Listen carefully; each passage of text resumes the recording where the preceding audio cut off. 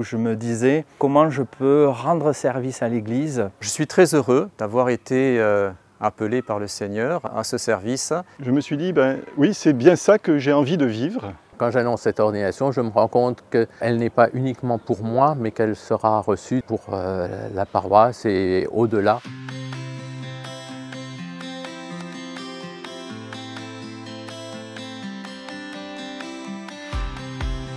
Une bonne partie de ma vie m'a amené à ce cheminement, à la fois très jeune quand j'étais enfant de chœur, où on apprend quand même à comprendre ce que c'est la liturgie, puis en tant que chef scout aussi, d'accompagner les jeunes, puis catéchiste. J'ai senti que cette notion de service était importante pour moi. Et c'est en arrivant avec cette question du service que naturellement, le prêtre que j'ai rencontré, mutuellement on s'est aiguillés tous les deux vers le diaconat. C'est une suite d'interpellations d'amis et de proches, plus particulièrement de notre curé. Je me souviens avoir ressenti comme un feu intérieur lorsque la question du diaconat m'a été posée directement.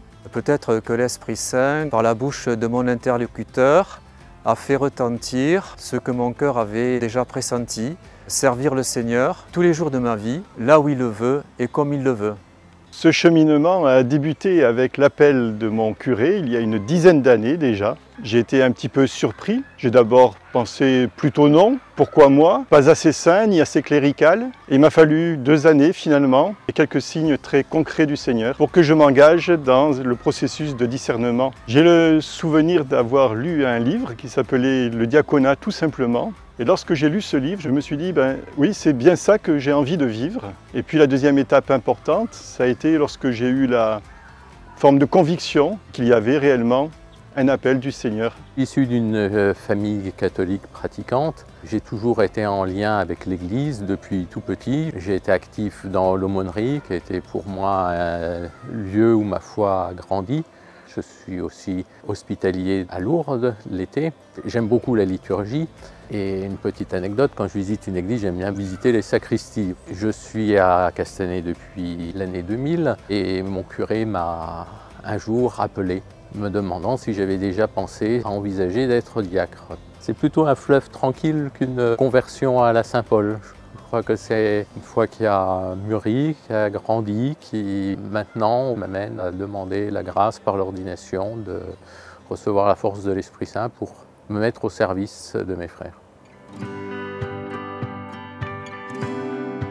Une grande joie, évidemment, une forme d'impatience, parce que c'est quand même un cheminement qui est long. La joie de pouvoir rendre service différemment, mais la grâce du sacrement de l'ordre, j'attends ça avec de l'impatience et pouvoir cheminer vers ce service diaconal. Alors je suis très heureux d'avoir été appelé par le Seigneur à ce service. C'est une grâce.